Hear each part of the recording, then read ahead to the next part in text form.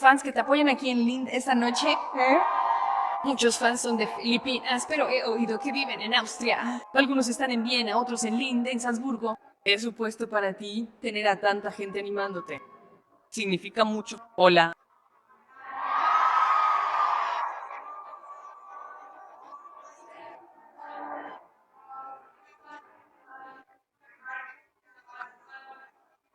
Mañana. Sí.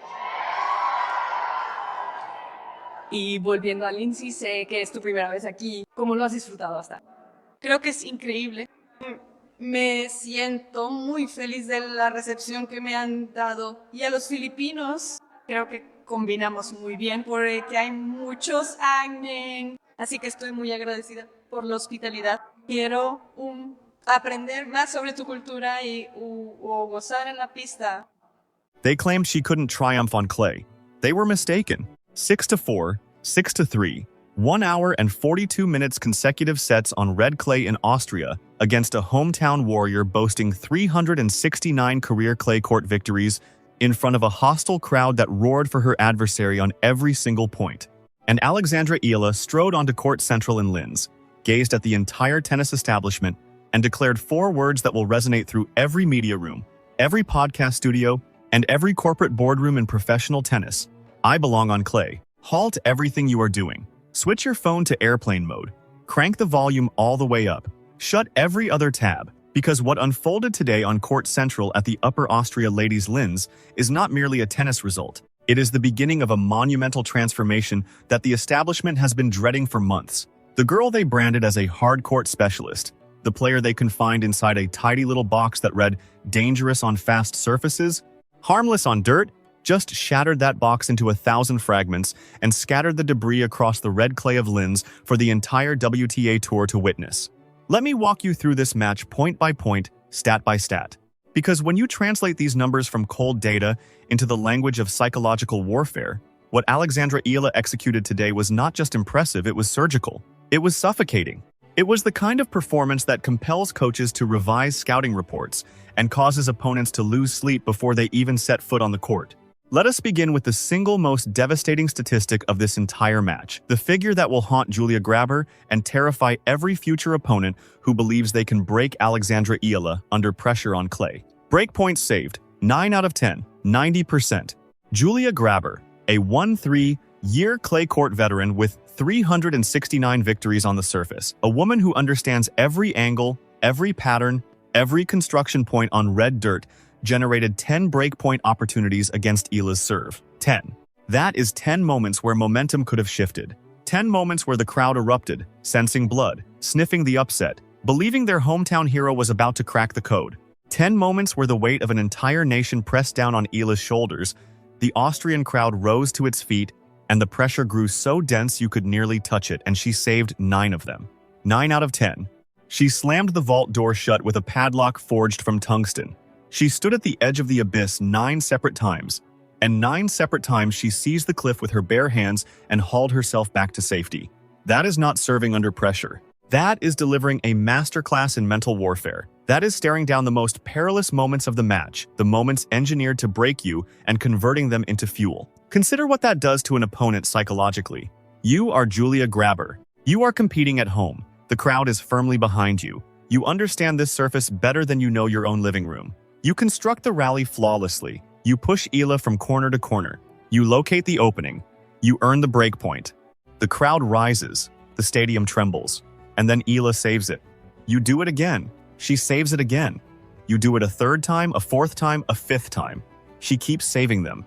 By the 6th, 7th, and 8th break point, you are no longer playing tennis. You are hurling yourself against a reinforced concrete wall over and over again, each time expecting it to crack, and each time rebounding harder than before. That is what 90% breakpoint defense feels like from the opposite side of the net. It feels like attempting to crack a bank vault with a plastic spoon. It feels like psychological suffocation. It feels like drowning in slow motion, while the player across the net watches serenely and adjusts her strings. And while Grabher was burning through 10 breakpoint opportunities and converting only 1, Eala was operating with the cold efficiency of an assassin on the other end. 3 breaks out of 7 opportunities, a 43% conversion rate. She did not require 10 chances. She did not require 8. She needed 7, and she cashed in 3. That is the distinction between a player who is hunting and a player who is hoping. Eala was hunting. She pinpointed the moments of vulnerability in Grabher's service games, attacked with precision, and converted at a rate that would cause any coach on the WTA Tour to nod with quiet, apprehensive respect. Now, let me decode the serving architecture, because this is where Eala's tactical maturity reveals itself in ways casual viewers completely overlook. Her first serve percentage was 60%, 34 out of 56 first serves landing in the box. On clay, where the ball travels slower and the returner has more time to react, 60% first serve accuracy is a declaration of intent.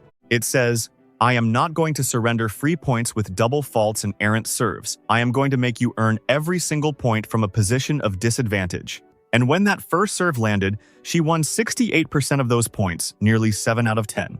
That means Grabher, the clay court specialist, the woman who has spent over a decade reading serves on this surface, could only capture 3 out of every 10 points when Eala's first serve struck the box. 3 out of 10, on her home court, on her finest surface, against a player making her first competitive appearance on clay in 2026. Let that settle. But here is where it becomes truly alarming for the rest of the draw. Eala's second serve numbers. She won 63% of her second serve points, 63% on second serve, on clay, in her first clay match of the season. That figure is extraordinary. The second serve on clay is supposed to be the moment of peak vulnerability. The ball sits up, the opponent loads the return, the server is exposed, and Eala won nearly 2/3 of those points. She transformed what should have been her most fragile moment into a weapon. She converted the baseline firing squad into a game she dictated. That reveals that her placement, her spin, and her ability to construct the point, even from a defensive position after a second serve, is functioning at an elite level that has nothing to do with surface preference and everything to do with the tactical foundation instilled in her. Game at the Rafael Nadal Academy. Compare that to Grabher's second serve performance, and the tactical dominance becomes even more apparent. Grabher won 50% of her second serve points 50. That means every time she missed her first serve and had to float in a second delivery, it was a coin toss. And against a player of Eala's caliber, a coin toss on second serve is a death sentence. Eala read those second serves, loaded her returns, pressured the rally from the very first shot, and transformed Grabher's second serve into an open invitation to attack. She accepted that invitation with surgical ruthlessness. Now, zoom out to the total points won, 76-65. Eala claimed 11 more points than Grabher across the entire match. In tennis, 11 points over 2 sets is a chasm. It is the difference between dominance and disorder. Eala commanded this match from start to finish, never permitting Grabher to establish the grinding, suffocating clay court rhythm that makes her formidable. She dictated the tempo. She chose when to accelerate and when to absorb. She managed the points like a conductor, overseeing a symphony, knowing precisely when to amplify the volume and when to let the tension build. 12 games to 7. Eala won nearly twice as many games as her opponent on clay in Austria, against a player with 369 career clay victories. In her very first clay match of the season, following an 8-tournament hard-court stretch that carried her from Auckland to Melbourne to Manila to Abu Dhabi to Doha to Dubai to Indian Wells to Miami. 8 tournaments on hard courts, 0 matches on clay in 2026 before today. And she walks onto the red dirt of Linz and prevails 12 games to 7 inches straight sets, as though she had been competing on this surface the entire year. That transition, that capacity to switch surfaces without missing a step, is the hallmark of a complete player, a universal threat, a competitor who cannot be contained by any single surface because her game is constructed on tactical intelligence, not surface dependency. And she accomplished it without hitting a single ace. 0 aces. Let that register. In modern tennis, aces are the support structure that big servers lean on when the pressure intensifies. They are the emergency exit, the panic button, the get-out-of-jail-free card. Eala had none. 0. Every single one of her 53 service points won was earned through rally construction, placement, spin variation, and mental discipline. She did not blast her way out of difficulty. She reasoned her way out. She maneuvered her way out. She employed the Nadal blueprint, the one that declares the serve is not the weapon. The serve is the opening move in a chess match you have already planned 3 shots ahead. And with 0 aces and a 90% breakpoint save rate, she demonstrated that you do not need a 120 miles per hour serve to dominate on clay. You need a mind. You need composure.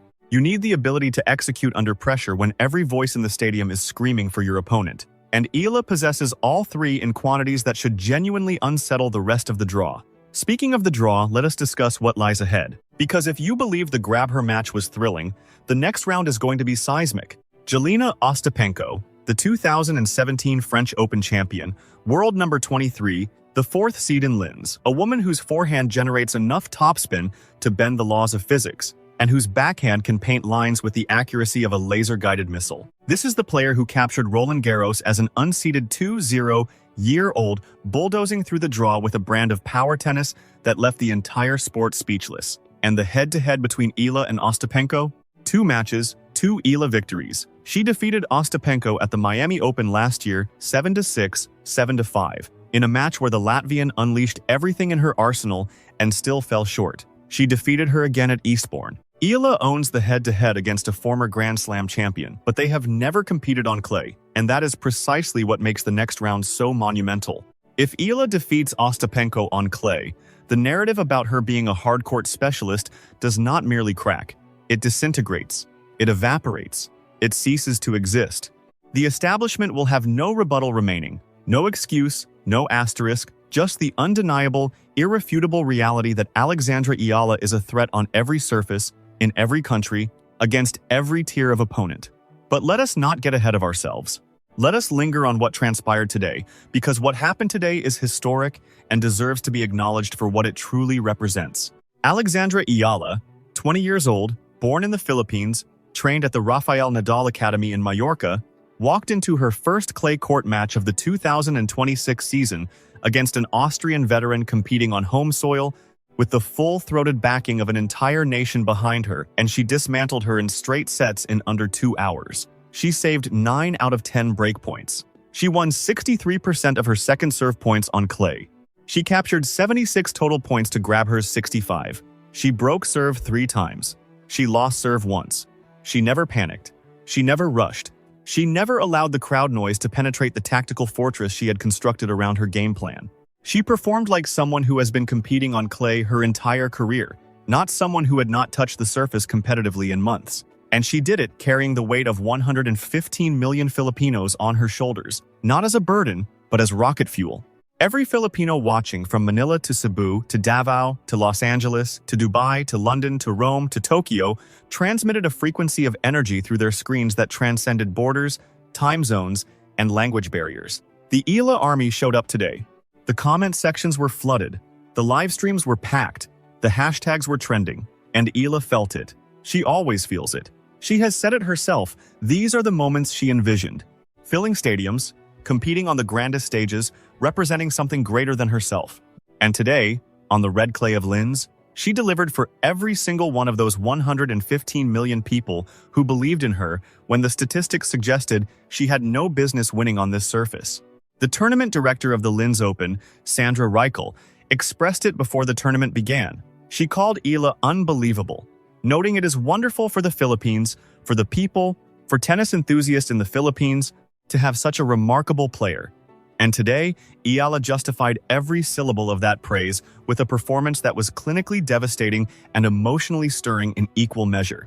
Her career clay record entering this match stood at 14 wins and 21 losses. It is now 15-21, 1 match closer to equilibrium, 1 match closer to erasing the narrative, 1 match closer to proving that the surface, which was supposed to be her ceiling, is becoming her stage.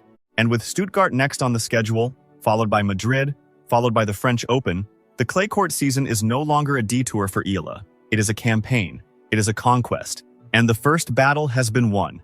So here is your mission: Eala Army full deployment, maximum engagement. Share this video across every platform you operate. Send it to every Filipino you know, every tennis enthusiast you know, and every individual who has ever doubted that a 20-year-old from the Philippines could walk onto European red clay and dismantle a 13-year clay court specialist on her home turf. Flood the comments section with your tactical analyses of this match. Tell me what you observed in Eala's footwork on clay today. Tell me how she adjusted her topspin to manage the heavier bounce. Tell me how she handled the crowd noise during those 10 break points. Tell me your forecast for the Ostapenko match. Tell me how she should approach a former French Open champion on clay. I want analysis. I want passion. I want the kind of engagement that makes the WTA algorithm short-circuit trying to process the sheer volume of Eala Army activity. The establishment constructed a wall and called it clay. Eala scaled it in 1 hour and 42 minutes. They said she was a hard-court player. She just claimed her first clay match of 2,026 inches straight sets against a veteran with 369 clay victories. They said the hostile crowd would unsettle her. She saved 9 out of 10 break points while the entire stadium roared against her. They said this was where the revolution would stall. They were wrong about everything. 15 and 21 on clay. The number is climbing. The narrative is perishing. The revolution is accelerating. Angelina Ostapenko is next. Stay ready, Eala Army. 1 down. The hunt continues.